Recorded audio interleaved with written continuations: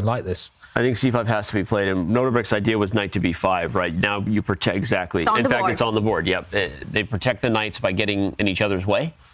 And will we see a bunch of trades here? We could see, for example, these bishops disappear. Okay, first we see another capture, and this pawn is loose, so Wesley can grab his pawn back. He has grabbed his pawn back. Still, this white knight is sidelined. Yes, the black king is slightly vulnerable to some checks now, but maybe it's not enough. We see the evaluation bar bang in the middle. It's going to be a time scramble. And Nordibek there shaking his head. I think he's got too many threats going on. The d pawn is hanging, your knight is at the side of the board, and it can get very tricky for him. He's at the 30-second mark. Is Nordibek feeling the pressure in this position? Yes. He's got to be. And his nerves, and we didn't talk about this as much because Magnus Carlsen's dominance on the board was the focus, but I feel like Nordibek's nerves got to him a little bit yesterday off the board in his games versus Magnus. And I wonder if he'll keep his cool here in these critical scrambles versus Wesley. 20 seconds. I mean, you know, it's getting very, very short on time now. I mean, if he takes the bishop, black just develops, I guess, quite easily with the knight, and he can block a check on the 7th rank, and there's no advantage there at all. So, but how many seconds? He's 3 seconds. Make a move! Wow. Oh, he played it with just 3 seconds on the clock. What's going on? He's just trying to play against black's development. He doesn't want to trade on black's turn, allowing that knight to jump into play. So that's a good idea there by Nordibek, but he just burnt too much of his clock. Yeah, and 5 seconds. 3 seconds. Now. He's going to be stuck here for a long time. Remember, he lost on time versus Magnus in game 2 yesterday. Yes, it had gotten away from him, but he actually lost on time. So Nordibek needs to stay up on the clock. Okay, trades, and it's level material yet again after all of that drama, but black's pieces are coming out. Here we go. Whose pieces are better placed? Whose pawn structure is better? White has some real loose pawns on the queen side. That could come back to haunt him later. But first activating the knight. This one feels like it's delicately poised. I don't know which way it's going to go. Still, anything could happen here. Big tension. Nordibek is, he's played a lot of online chess, so has Wesley. This is the scramble. He needs to make a move. And I think he's going to play most part of this game now with just 1 second on the clock. Yep. And that just means that the chances to make a big mistake are super high for Nordibek. Agreed.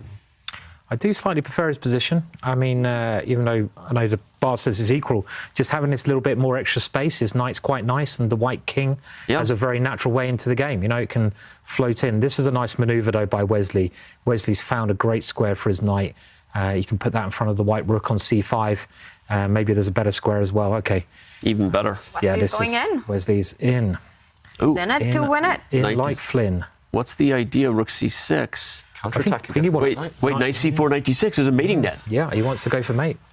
Oh, wow. Wow. Yeah. Danny, that's huge. Maybe the path now is narrow for black. You have to attack this white rook with the black knight. Otherwise, white comes in with his knight and mates, as you say. I don't think Wesley saw it. Look at clocks are now going to be even. 10 seconds. Oh, okay.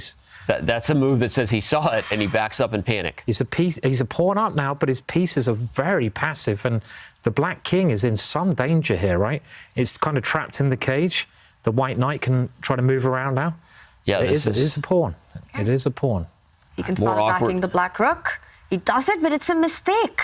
Ooh, suddenly he's dropping more pawns. because h4 and a4. Now at this point, you might lose too many pawns, even if you do win the knight. Wow. Take the second one, Wesley. You can take one with check. There we go. That's a lot of pawns. Oh, no. Rook e4. Oh, it's falling apart for Nordibek. Nordibek, he reacts. He missed it. How did he pre-move? Why did he pre-moved rook h8? He thought black's rook was going back to d4 to defend the black knight. Oh, my God. That's just, honestly, that's a mistake of youth. You got to call it what it is. You just can't pre-move in these scenarios. Yeah. Now it's a hopeless position, just about to be 3 pawns down. Yeah, it's over. This is an easy rook endgame. And it's a win with the black pieces as well, which is that's huge. Which is massive, massive. Yeah. Magnus Carlsen won with the black pieces against both Fabi and Nordibek. If Wesley starts with a win with black, these are hard situations to overcome.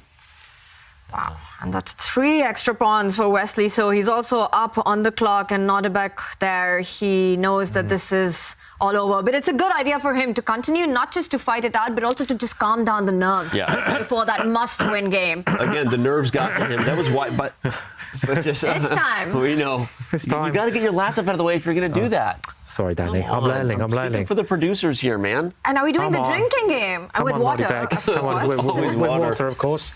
Come on. No, but just resign, and it happens. Back to the point. There we go. Nordibek does just resign, and with that win, Wesley so takes the lead.